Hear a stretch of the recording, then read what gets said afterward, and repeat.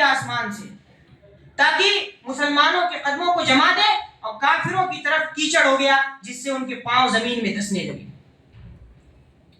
اللہ رب العزت کا وعدہ تھا، اور جب اللہ رب العزت وعدہ کرتا ہے تو یقیناً اس کی مدد آتی ہے، یقیناً وہ ذات پھر اللہ رب العزت کی ذات پھر اپنے بندوں کی مدد کرتی ہے، اور پھر دشمن جو اس کے مقابلے میں ہوتے ہیں وہ مات کھاتے ہیں، اور یہ لوگ سرخرو اور کامیاب ہوتے ہیں۔ محترم سامعین، بزرگوں اور دوستوں، میں نے بتایا کہ یہ مارکا کوئی معمولی مارکا نہیں تھا، یہ غیر معمولی مارکا تھا۔ اس کی وجہ کیا ہے؟ اس کی وجہ یہ ہے کہ مہاجرین کا اس میں سخت طریقے سے امتحان ہوا۔ کیسے امتحان ہوا؟ کہ ان کے اپنی خاندان کے لوگ جو مشرکین کے گروہ میں تھے، ان کے اپنے بھائی ان کے مد مقابل میں تھے۔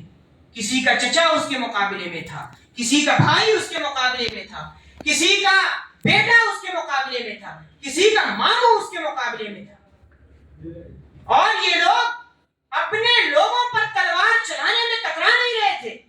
کیوں نہیں ٹکرا رہے تھے؟ کیونکہ انہوں نے حق سے رشتہ جوڑا تھا، باطل کے تمام رشتوں کو کاٹا تھا۔ یہی وجہ ہے حق سے رشتہ جوڑنا ہی یہ وجہ ثابت ہوا کہ ابو عبیدہ رضی اللہ تعالیٰ عنہ نے اپنے باپ کو قتل کیا، حضرت عمر فاروق نے اپنے ماموں کو قتل کیا، حضرت مصعب بن عمیر نے اپنے سگے بھائی کو قتل کیا۔ کیوں؟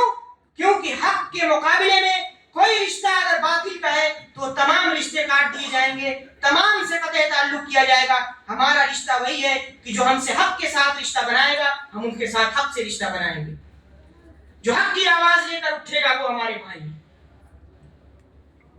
حضرت ابوبکر صدیق رضی اللہ تعالیٰ اپنے بیٹے کو تلوار لے کر للکارتے ہیں۔ کیوں؟ کیونکہ یہ جسارت تو وہی لوگ کر سکتے ہیں، اس آزمائش سے تو وہی لوگ گزر سکتے ہیں جنہوں نے پوری سنجیدگی کے ساتھ اللہ اور اس کے رسول سے رشتہ جوڑا ہو اور باطل کے تمام رشتوں کو کاٹ دیا ہو۔ پھر اتنا ہی نہیں، انصار کا بھی سخت امتحان تھا۔ انصار کون لوگ ہیں؟ انصار وہ لوگ ہیں جنہوں نے نبی کریم صلی اللہ علیہ وسلم کو مدینے میں پناہ دی تھی، اور اللہ کے نبی صلی اللہ علیہ وسلم کے لیے وہ تن من دھن سب کچھ لٹا دینے کے لیے تیار تھے۔ ان کی فداکاری، ان کی جانثاری اس بات کی دلیل ہے کہ انہوں نے نبی کریم صلی اللہ علیہ وسلم کی ہر موڑ پر مدد کی، ہر موڑ پر سہارا بنے رہے۔ اور مدینے کا علاقہ آپ جانتے ہیں کہ اس کو بغیر جنگ کے فتح کیا گیا۔ نبی کریم صلی اللہ علیہ وسلم کا اخلاق تھا، آپ کا کردار تھا کہ مدینے کا علاقہ بغیر جنگ کے فتح ہوا، اس میں جنگ نہیں کرنی پڑی۔ وہ لوگ اللہ کے نبی صلی اللہ علیہ وسلم کے سچے سپاہی تھے، ان کا بھی سخت امتحان تھا۔ انہوں نے تو ابھی صرف مسلمانوں کو پناہ دی تھی تو قریش دشمن ہو گئے تھے، انہوں نے تو مسلمانوں کو پناہ دی تھی تو یہودی قبائل دشمن ہو گئے تھے، انہوں نے تو مسلمانوں کو پناہ دی تھی تو قریش کے جو حلیف قبائل تھے وہ دشمن ہو گئے تھے۔ اب تو یہ ان کے خلاف جنگ کے لیے تیار ہو گئے ہیں، پورا عرب دشمن ہو گیا، پورا عرب دشمن ہو گیا۔ یہ جسارت کون لوگ کر سکتے ہیں؟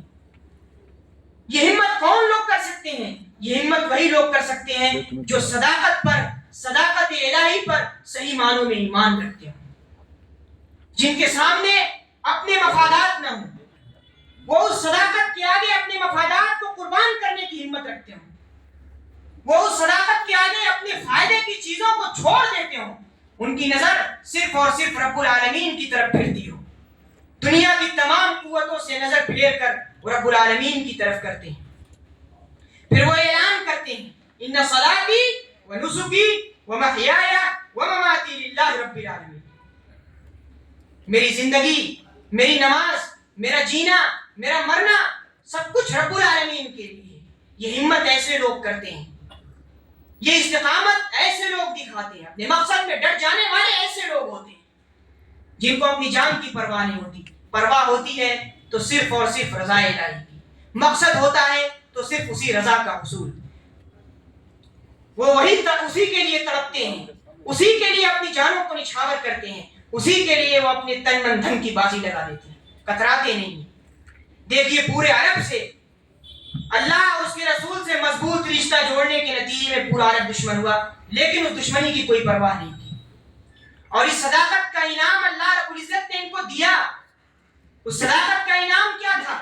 اس صداقت کا انعام یہ تھا کہ ہزاروں ہزار کا لشکر مشرکین کا 313 جانبازوں کے آگے شکست کھا گیا.